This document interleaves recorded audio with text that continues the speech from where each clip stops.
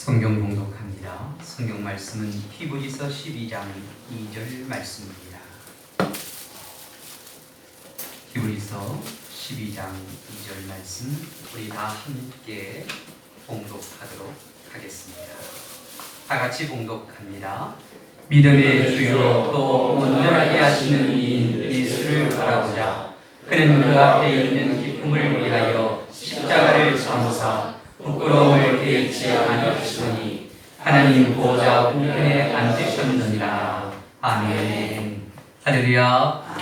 하나님의 크신 은혜가 오늘 이 시간 우리 모두 위에 함께 하시기를 주님의 이름으로 축원합니다.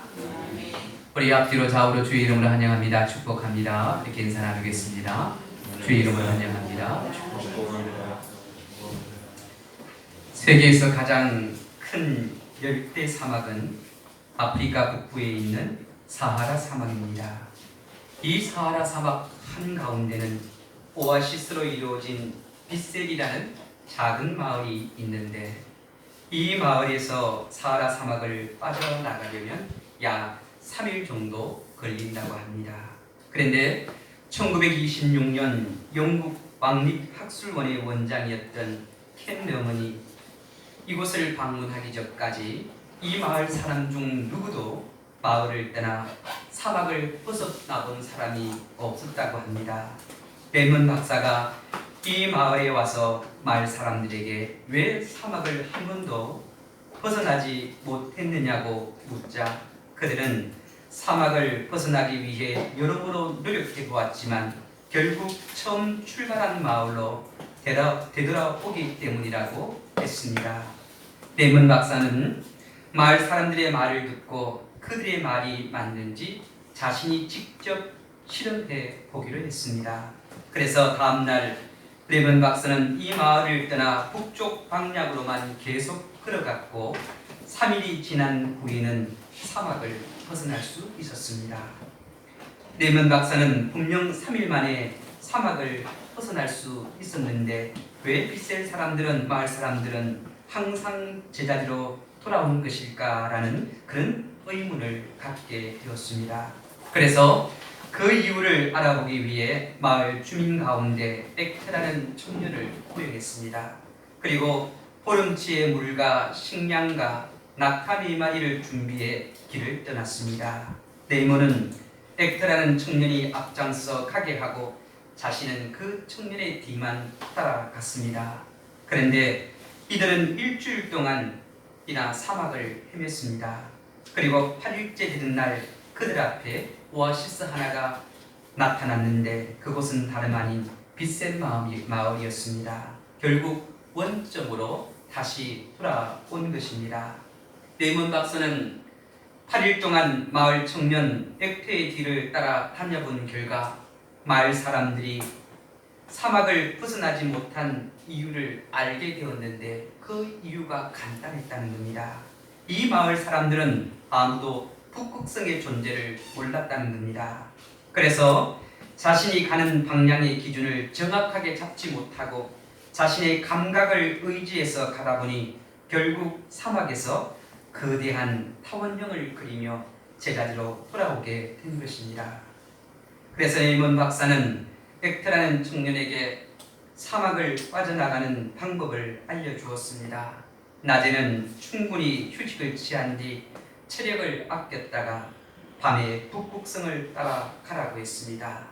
이 청년은 레이먼 박사가 시킨 대로 했더니 3일 만에 사막을 벗어날 수 있었습니다.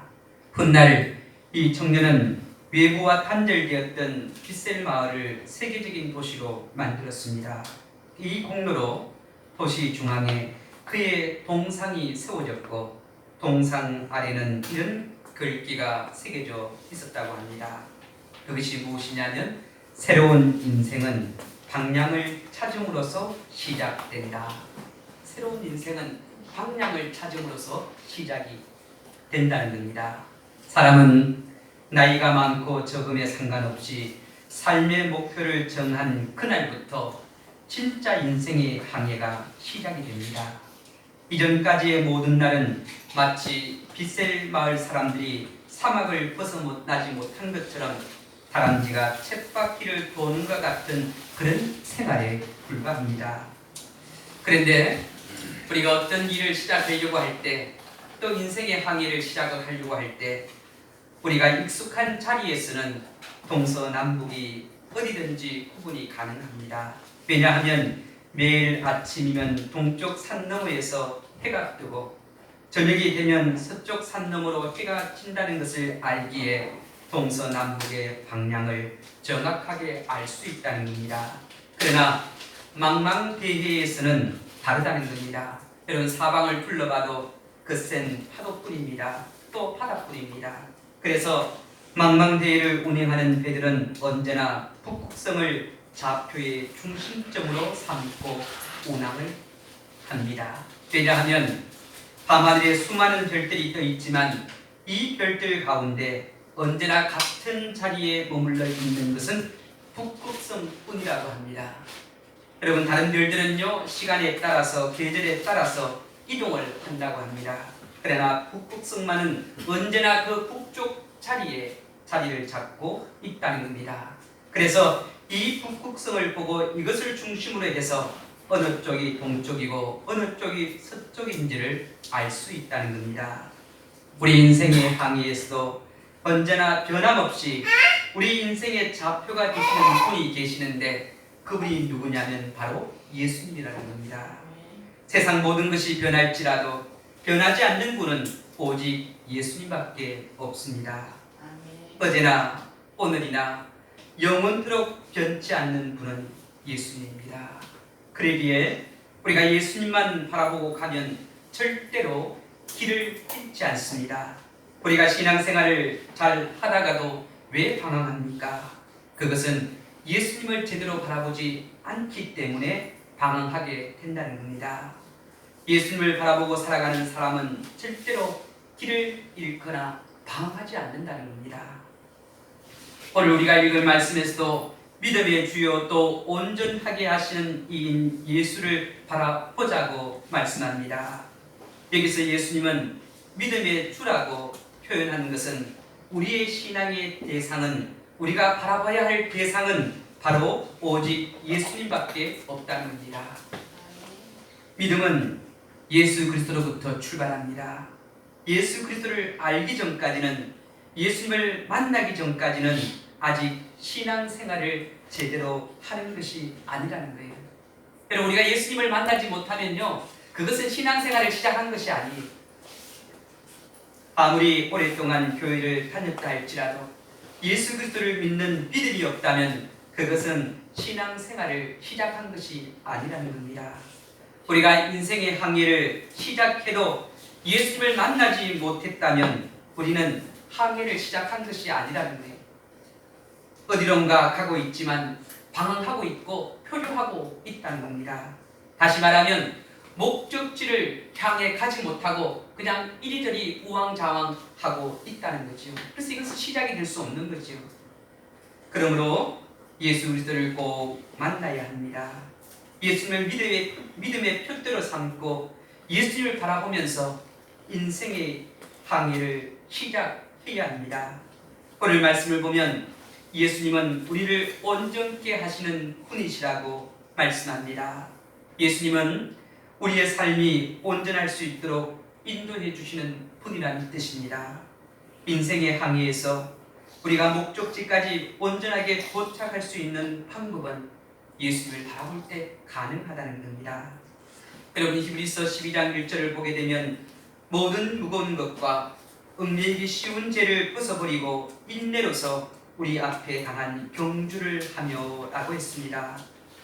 우리 인생의 경주에서 도착점까지 완주하기 위해서는 오직 예수님만 바라보아야 합니다. 그래야만이 도착점까지 무사히 도달할 수 있다는 겁니다.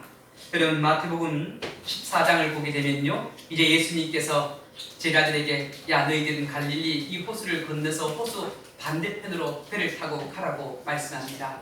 그렇게 예수님께서 말씀하시고 난 후에 예수님은 이제 산에 올라가셔서 기도를 하셨는데 이제 이 제자들이요 배를 타고 이제 갈릴리 호수를 건너가려고 합니다. 그런데 풍랑이 일기 시작합니다. 바람이 불기 시작합니다. 그래서요, 이 배가 앞으로 나가지를 않아요.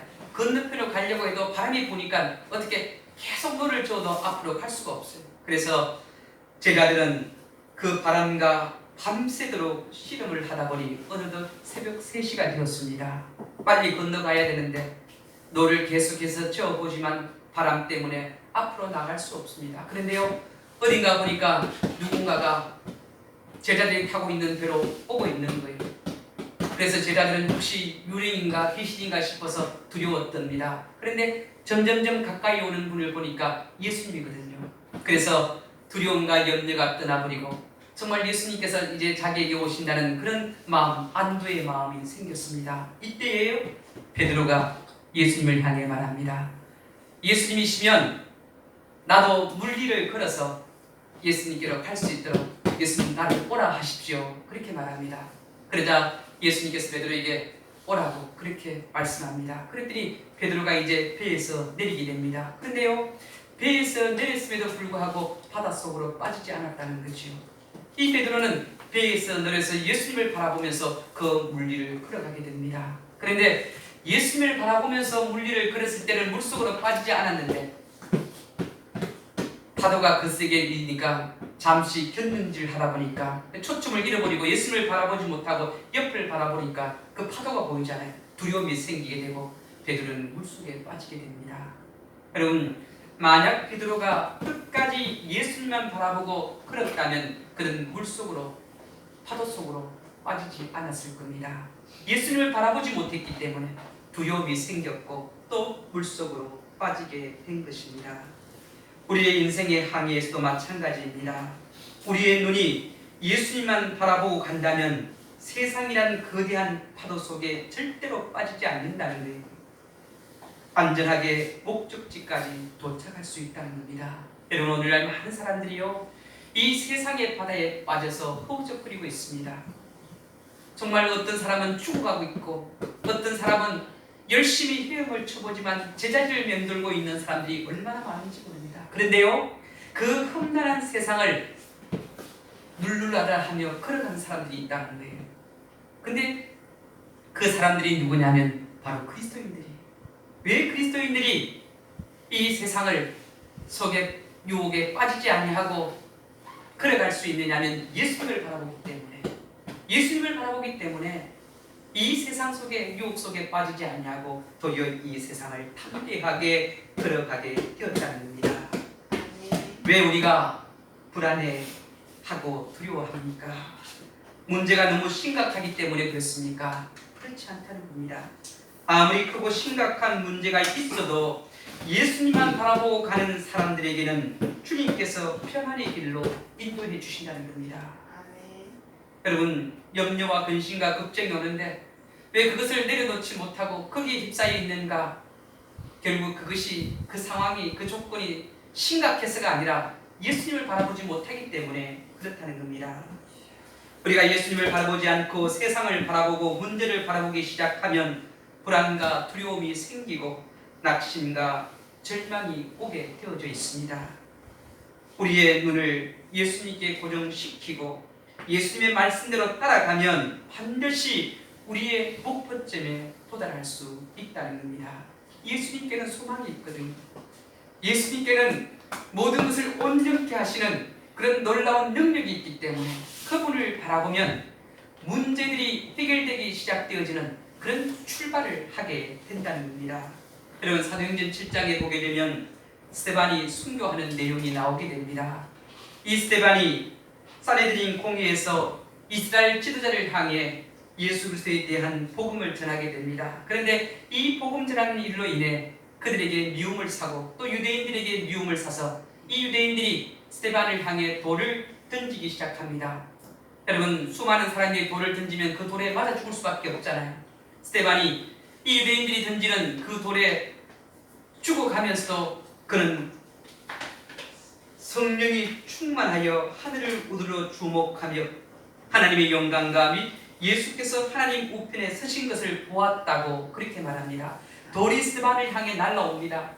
그 돌에 맞으면서 죽어가고 있음에도 불구하고 스데반은 성령이 충만해서 그는 하나님과 하나님의 아들이신 예수님을 보았다는 거예요. 그래서 스테반은 두려워하지 않았다는 거죠. 그리고 죽음도 어떻게 해요? 불사하지 않았다는 거예요. 그렇게 할 수 있었던 것이 하나님을 바라봤기 때문에, 예수님을 바라봤기 때문에.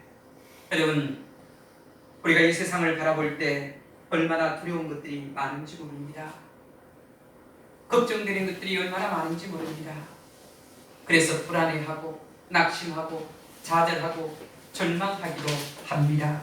그런데 우리가 예수님을 바라보고 그분을 향해 달려가게 되면 그 모든 것들을 예수님께서 온전케 해주신다는 거예요. 여러분, 이 온전케 한다는 것은 또한 이기게 하신다는 거예요. 극복할 수 있도록 도와주신다는 거예요. 오늘 본문이 기록된 히브리서는 극심한 박해로 신앙의 위기를 겪고 있던 유대인 출신의 그리스도인들에게 보낸 편지입니다.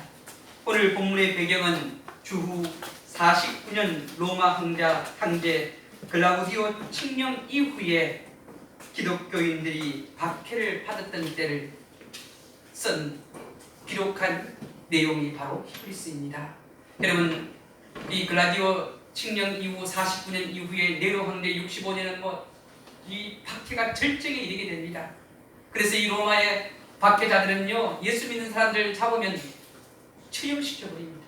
그런데 얼마나 잔인하게 죽이는지, 산 사람에게다요 기름을 칠해서 불태워 죽이기도 하고, 또 어떤 사람들은 잡아서 굶주리는 사자들에게, 짐승들에게 던져서 밥이 되도록 하고, 처음에 예수를 믿는 많은 사람들이 믿음을 갖고 이 두려움도 이기고 신앙으로 극복해보지만 그 박해가 점점점 심해지니까 어떻게 해요? 하나 둘씩 예수님을 포기하기 시작합니다. 믿음을 포기하기 시작합니다. 그런 상황에 놓여 있을 때 주님께서 이 히브리서를 통해서 환난과 핍박 가운데서도 오직 예수님을 바라보면서 믿음의 경주를 포기하지 말라고 말씀하십니다.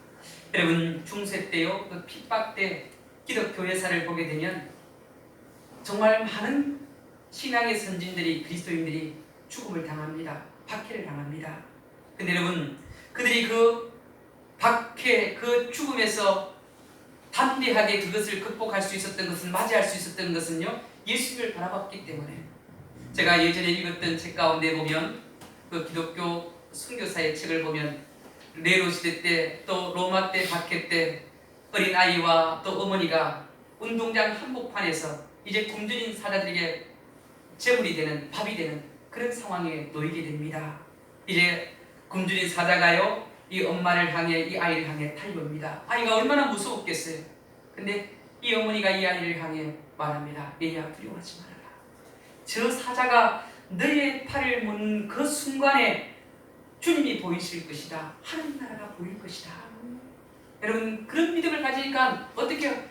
사자가 그 팔을 무는 순간에도요, 더러 담대하게 주님을 바라볼 수 있는 거예요. 여러분, 때로는 우리가 죽음에 대한 두려움도 갖게 됩니다. 그런데 우리가 이 세상을 떠날 때, 그 떠나는 그 순간에, 그 고통의 순간에 하늘 문이 열리게 되고 예수님이 하나님의 우편에 서 계신 것이 눈에 보이게 된다는 거예요. 그러면 기쁨으로 갈 수 있는 거죠. 왜? 주님이 보이시니까. 주님이 우리를 인도하시니까. 그러니까 죽음에 대한 두려움도 떨쳐볼 수 있게 되는 거예요. 이 예수님을 우리가 바라보며 살아가야 합니다. 지금 우리는 히브리서에 나오는 박해받는 성도들의 시대처럼 무서운 핍박이나 박해는 없습니다. 하지만 세상 유혹과 물질 만능주의에 사로잡혀 편안하고 안락한 삶만 추구하다 보니까 주님을 떠나는 사람들이 있습니다. 어떻게 하든 예수를 편하게, 신앙생활을 편하게, 믿음 생활이 아니라 종교 생활을 하려고 하는 사람이 많다는 거예요. 그리고 거짓 이단에 빠져서 참 신앙을 잃어버리는 사람들도 많이 있습니다. 얼마 전 국민일보를 보니까요, 한국교회 4곳 중에 한 곳이 이단의 피해를 입은 경험이 있다고 했습니다. 그러니까 25%가 이단의 피해를 입었다는 거예요. 그렇다면 우리가 어떻게 해야 시대의 상황 속에서도 흔들리지 않고 끝까지 믿음으로 승리하는 삶을 살 수 있을까요? 그것은 하나님의 말씀을 자주 들어야 됩니다. 매일같이 읽고 묵상해야 됩니다. 그리고 예수님을 바라보며 기도하는 것밖에 없다는 겁니다. 예수님을 바라보면요 믿음이 생깁니다. 예수님을 바라보면요 담대함이 생깁니다. 예수님을 바라보면요 두려움이 떠나가고 근심과 염려가 떠나가게 되어져 있습니다. 오늘날 성도들이 왜 믿음의 힘을 잃어버리고 있습니까? 왜 세상에 빠져 삽니까? 예수님을 바라보지 못하기 때문에 그렇습니다. 그렇다면 우리들이 다시 믿음의 힘을 회복할 수 있는 길이 무엇이냐면 그건 예수님을 바라보는 것밖에 없습니다. 오늘 본문은 상황이나 환경이 힘들고 어렵지만 신앙의 경주에서 승리할 수 있는 4가지의 비결을 말씀해 주고 있습니다. 그 첫 번째가 무엇이냐면 많은 믿음의 정인들이 우리를 응원하고 있다는 거예요. 히브리서 12장 1절에 보면 이러므로 우리에게 구름같이 둘러싼 허다한 정인들이 있다고 말씀합니다. 이 말씀은요 운동 경기장에서 보면 관중들이 가득 차 있잖아요. 그런 것처럼 신앙생활도 믿음의 정인들이 많다는 겁니다. 여러분 우리가 신앙생활을 할 때 나 혼자뿐인 것 같고 아무도 나를 위로해 주거나 또 같이 함께하는 사람이 없다고 생각하지만 천만의 말씀이 믿음의 선진들이요 운동장에 있는 그 관중처럼 또 운동 선수들을 환호하고 응원하는 것처럼 우리를 환호하고 응원해 주고 있다는 거예요. 그러기에 우리가 어떻게 해요? 낙심하거나 외로워하거나 절망할 필요가 없다는 겁니다. 여러분 히브리서 11장에 나오는 인물들은 모두 다 믿음의 정인들입니다. 이 정인들을 보면 형보다 더 나은 제사를 드린 아벨이 나옵니다. 그리고 하나님과 300년 동안 동행했던 에녹이 나옵니다. 또 하나님의 지시를 따라 방주를 지었던 노아가 있습니다. 또 하나님 말씀에 순종했던 아브라함이 있습니다. 항상 화평을 도모했던 이삭이 있습니다. 복은 하나님께서 주신다는 것을 확실하게 믿는 야곱이 있습니다.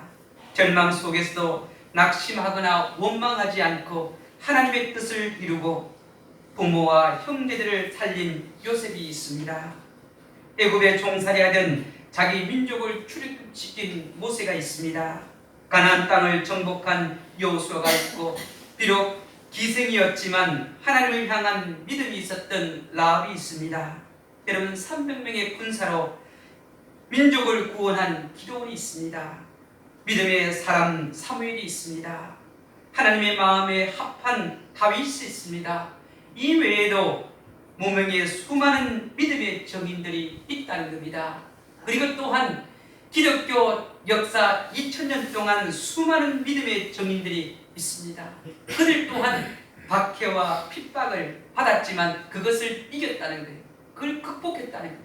거기에 져서 믿음을 포기한 것이 아니라 그것을 극복하고 이기고 결승전까지 도달했다는 겁니다. 궁핍과 가난과 고통을 이겼습니다. 이 신앙의 승리자들이 우리에게 있어 믿음의 정인이 되는 거예요. 야, 너희들이 믿음을 포기하지 아니하고 끝까지 달려가면 이런 영광스러운 자리에 있게 된다. 그것을 믿음의 선진들이 우리에게 보여주고 있다는 거예요. 증언하고 있다는 거예요. 여러분 법정에 보게 서게 되면요 그 사람이 죄를 졌다는 건 증거가 있어야 돼요. 만약에 그 사람이 죄를 졌다는 증거가 없게 되면 무죄로 풀려나게 되죠. 근데 증거가 있으면 어떻게 해요? 유죄로 인정이 되어서 감옥을 살게 되죠. 오늘 이 시대를 살아가는 그리스도인들이 왜 예수님을 바라봐야 하는가? 왜 믿음의 삶을 살아야 하는가? 그 이유를 이 믿음의 정인들이 우리에게 보여주고 또 그들이 우리를 응원하고 있다는 겁니다. 믿음에 살면 이런 결과가 주어지게 된다. 그래서 11장에서 많은 성경의 믿음의 인물들을 쭉 나열해 놓는 거예요. 너희들도 이렇게 살아라. 그들을 본받고 살아라. 그러면 어떻게 해요? 믿음의 경주에서 승리할 수 있다. 그것을 우리에게 말씀해 주고 있다는 겁니다. 그리고요 11장에 이어서 12장을 통해서 뭐냐면 그들도 본받는 것도 중요하지만 무엇보다도 우리가 바라봐야 될 것은 예수입니다 하는 것을 12장에서 강력하게 우리에게 말씀해주고 있다는 겁니다. 믿음의 선진들도 응원하고 우리가 본받아야 되지만 무엇보다 우리가 바라봐야 할 분은 예수입니다 하는 것을 우리에게 말씀해주고 있다는 겁니다. 두 번째로 보면 신앙생활에 장애가 되는 모든 것을 벗어버려야 합니다. 우리 12장 1절을 보게 되면 모든 무거운 것과 얽매기 쉬운 죄를 벗어버리라고 말씀합니다. 여러분, 경기에 임하는 선수는 경기에 편한 또 가벼운 옷을 입어야 합니다. 그래야만이 잘 달릴 수 있게 되지요. 여러분, 혹시 마라톤 경기를 보신 적이 있습니까? 여러분, 마라톤 선수가 옷을 막 거추장하게 두껍게 막 그렇게 입지 않아요. 또 신발도 여러분 어떻게 무겁고 그런 거 신지 않은 거지. 아주 가벼운 신발을 신고 아주 가벼운 그런 옷을 입고 달립니다. 신앙생활도 마찬가지입니다. 신앙생활에 파괴가 되는 것들은 어떻게 가감하게 내려놓아야 합니다. 신앙생활을 하는데요, 내려놓지를 못해요. 그것 때문에 신앙생활에 방해가 되는 거예요. 이것 때문에 방해가 되고 저것 때문에도 방해되고 주일도 온전히 하나님 앞에 나와 지키지 못하는 그런 일들이 생긴다면 그 방해되는 것들을 내려놔야 돼요. 떨쳐버려야 돼요. 벗어버려야 돼요. 그리고 또한 우리가 벗어버려야 될 것은 죄예요. 우리가 하나님 앞에 범죄한 것들이 있다면 그 죄 회개하고 하나님께로 돌이켜야 됩니다. 그래야만이 믿음의 경주를 온전히 할 수 있다는 겁니다. 여러분, 성경을 통해서 보게 되면요, 오늘 말씀을 통해서 보면 온전케 한다, 또 믿음의 주다, 그 말씀의 의미를 표전 3번역에 보게 되면 믿음의 창조주고 완전자이신 예수님, 다시 말하면 우리의 믿음의 대상이 바로 예수님이라는 거예요. 그리고 또한 이분은 우리를 완전케 하시는 분이시라는 거지요. 그러기에 우리가 그분을 향해 가는데 방해가 되는 것은 다 내려놓아야 됩니다. 거기에 어떻게 돌아서야 된다는 거예요. 예수님을 바라보면서도 자꾸 세상을 바라보게 되면요, 제대로 갈 수가 없는 거예요. 여러분, 바라본다는 그 의미의 뜻은요, 헬라어의 뜻이 어떤 뜻이냐면요, 궁수가요, 활을 쏠 때 간역에 집중하는 거예요. 우리 그 헬라어 표현 가운데 보면 바라본다, 해계는요, 이 화살과 연관이 되어져 있는데, 또 활 쏘는 것과 연관이 되어져 있는데요, 이 바라본다는 것은 오직 예수만 바라보자 할 때 바라본다는 그 단어의 헬라의 뜻은 무슨 뜻이냐면, 궁수가 이제 활을 쏘는데 간역에 명중시키려면 그 간역에 집중해서 바라봐야 돼요. 여러분, 견눈질을 하거나 딴 것 보면 화살이 그 간역에 꽂히지 않는 거예요. 근데 여러분, 죄가 뭐냐면, 죄는 하마르티아라고 해요, 헬라어. 근데 이 하마르티아라는 뜻이 무엇이냐면요, 빗나가는 거예요. 간역을 맞추지 못하고 화살이 옆으로 빗나가는 것을 말하는 거예요. 그리고 또요, 회개가 무엇이냐면 메타노니아라는 뜻이에요. 이 메타니아라는 뜻은요, 방향을 바꾼다는 뜻이에요. 그러면 죄와 회개의 뜻이 무엇이냐면, 이 간역을 향해 날아가는 화살이 간역을 향해 날아가지 못하고 빗나가 버리는 거예요. 그것이 죄인 거예요. 그래서 이 빗나가는 것을 어떻게 해요? 회개한다는 것은 다시 방향을 바꾸어서 간역을 향해 간다는 거예요. 근데 그 간역이 누구냐면 예수 그리스도예요. 이 예수 그리스도께로 가기 위해서는 어떻게 해요? 죄를 내려놔야 되지. 그리고 회개해야 되지. 그래야만이 어떻게 계속해서 끊임없이 예수님을 바라볼 수, 나아갈 수 있는 거예요. 이 궁수가 어떻게 활을 간역에 명중시킬 수 있게 되는 겁니다.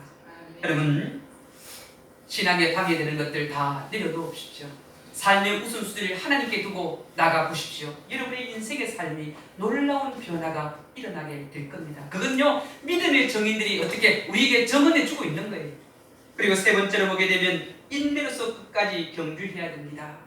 여러분, 12장 1절에 보면 인내로서 우리 앞에 당한 경주를 하며, 여러분, 신앙생활은요, 인내하는 겁니다. 인내하지 못하면 포기하게 돼요. 조금만 어려움 오면 포기하고, 조금만 힘든 일이 오면 포기하고, 상황이나 조건이나 여러 가지 여건들이 어떻게 해요? 힘들게 되면 포기하는 것. 그렇게 해서는 안 된다는 거예요. 인내하며 끝까지 가요. 그래야만이 목적지까지 도달할 수 있다는 거죠. 그래야만이 하나님께서 우리에게 준비하신 그 면류관을 받게 됩니다. 인내하지 못하면요, 면류관을 받지 못하게 되는 거예요. 여러분, 마라톤 선수들이 마라톤 경기에 마라톤을 뛰기 시작합니다. 그런데요, 41.195km, 참으로 긴 시간입니다. 2시간이 넘도록 뛰어야 됩니다. 그런데 이렇게 뛰려면 인내하지 않고는요 갈 수가 없는 거예요. 결승점까지 들어갈 수 없는 거예요. 제가요 우리 달성 스포츠센터 그 운동장에요 일주일에 한 몇 번은 집사람하고 저녁에 가서 운동장을 뛰어요. 근데 여러분 보통 제가 한 30분 정도 뛰는데요 이 운동장을 뛸 때 처음 5분 내지 10분은 뛸 때 굉장히 힘들어요. 그 뛰면서 제 생각이 야 뛰는 거 포기하고 걸어갈까 뛸까 걸어갈까 뛸까 계속해서 내 마음에 갈등이 일어나요. 근데요 그 시간만 극복하게 되면 한 10분 정도만 극복하면요 나머지 20분은 그냥 쉽게 뛰어져요. 근데 그 5분 내지 10분 그 고비를 어떻게 해요? 이기지 못하면 걷는 거예요. 뛰지 못하는 거예요. 신앙생활도 마찬가지. 그 시련의 고비를 어떻게 해요? 극복하지 못하면 믿음이 그냥 낭떠러지로 떨어지는 거예요. 뒷걸음질을 하는 거예요. 근데 그것을 극복하고 이기면요 더 쉽게 앞을 향해 갈 수 있는 거예요. 더 주님을 온전히 바라볼 수 있는 거예요. 한 번 그 시련을 극복하고 믿음으로 이겼기 때문에 요 정도는 이렇게 하면서 이기면 나갈 수 있는 거예요. 근데 거기에 굴복차고 무릎 꿇면요 계속해서 넘어지는 거예요. 그래서 여러분 신앙생활을 인내하며 하시기 바랍니다. 어떤 어려움이 와도 힘든 일이 와도 극복하고 나가시기를 바랍니다. 예수님을 바라보며 나가시기를 바랍니다. 그리고 네 번째가 무엇이냐면 힘들지만 그럼에도 불구하고 예수님을 바라봐야 됩니다. 오늘 본문의 말씀에 보면 믿음의 주요 온전하게 하시는 이 예수를 바라보자. 여러분 우리가 지금까지 수많은 것들을 바라보며 살았습니다. 사람을 바라보기도 하고 또 어떤 종교를 바라보기도 하고 또 지도자를 바라보기도 하고 그런데요 어떤 사람은 목사나 유명한 신학자를 바라보기도 하지요. 그런데 세상에서 바라볼 수 있는 것은 이런 것들이 아니라는 거예요. 결국 이런 것들이요 나를 온전케 해주는 것이 아니고 내 믿음의 주가 되지 못한다는 거예요. 나를 온전케 하고 내 믿음의 주인이 되신 분은 오직 예수님밖에 이 예수님만 바라보며 나가야 된다는 거예요. 여러분 유혹이 많은 이 시대에 예수님을 바라본다는 것 그 쉬운 일이 아닙니다. 그럼에도 불구하고 우리는 끝까지 예수님을 바라봐야 됩니다. 여러분 마치 사냥꾼이요 이제 사냥감을 보았습니다. 이제 새를 한 마리 발견했어요. 그러면 그 새를 잡으려면 이제 총을 겨루어야 하잖아요. 그죠? 그러면 그 총으로 새를 잡기 위해서는 그 새에 집중해야 돼요. 어떻게 하면 그 새를 정확하게 맞출까? 그 총구와 그 새와 일치되도록 그래서 집중해서 심지어는 숨조차 멈추고 방아쇠를 당기게 됩니다. 여러분 군대 갔다 온 우리 분들 계시는데 군대 가서 사격 연습할 때요 우리 이제 목표점 놓고 사격하잖아요. 사격할 때요 총을 쏠 때 숨 쉬면 어떻게 숨 쉬는 그 순간에 총알이 빗나가요. 그래서 이 방아쇠를 당길 때 숨을 딱 멈춰야 돼요. 멈추고 방아쇠를 당깁니다. 그만큼 집중해야 된다는 거죠. 여러분 우리가 이 세상에서 집중해야 될 것은 오직 예수님밖에 없어요. 이 예수님만 집중하고 살아보세요. 여러분의 삶에 놀라운 일들이 일어나게 됩니다. 여러분의 그 걱정과 근심과 염려들이었죠. 해결되고 풀려지는 역사가 일어나는 거예요. 여러분 사방의 우겨쌈을 우리가 당해도 어디는 열려 있을까요? 사방이 우리를 우겨싸도 하늘은 열려져 있어요. 이 하늘에 누가 계시는 거예요? 하나님이 계시고 하나님의 아들이신 예수님이 계시잖아요. 그럼 우리가 누구를 바라보느냐? 예수님을 바라봐야 되죠. 우리의 믿음의 주인 그분을 바라보면요 그분이 어떻게 해답이 문제 해결의 시작이랍니다. 영국 어느 교회에 새벽기도 시간에 있었던 일입니다. 근데요 새벽기도에 예배를 드려야 되는데 한 10분이 지난 목사님이 나오시지를 않는 거예요. 그럼 누군가가 나와서 해야 되는데 그날따라 장로님도 아무도 안 나온 거예요. 누군가 나와서 예배를 인도해야 되는데 사람들이 이렇게 서로서로 쳐다보는 거예요. 그래서 앞에 앉아 계시는 나이든 집사님 한 분이 뒤로 돌아보니까 그래도 자기가 집사가 제일 오래됐으니까 할 수 없이 나온 거죠. 근데 이분은요 구두 수속몽이었어요. 이분이 이제 새벽 기도회를 인도하는데 찬송을 부르고 성경 말씀을 폈어요. 이 성경 말씀이 어떤 말씀이냐면 이 히브리서 12장 2절 말씀이 이 말씀을 읽고 이제 성도들을 향해 예수를 바라보자 이 제목으로 오늘 말씀을 전하려고 합니다. 그렇게 이야기를 하고요. 그 다음에 무슨 말을 해야 될지 생각이 나지 않는 거예요. 그래서 이 집사님이 예수님을 바라봅시다. 예수님만 바라봅시다. 모든 상황에서 예수님을 바라봅시다. 아침에도 예수님을 바라보고, 점심 때도 예수님을 바라보고, 저녁 때도 예수님을 바라봅시다. 그리고 또 일어나도 예수님을 바라보고, 앉아도 예수님을 바라보고, 하여튼간 여러 가지 예수님을 바라보자고 이야기 쭉 하는데, 그게 앉았던 사람들이 막 어때요?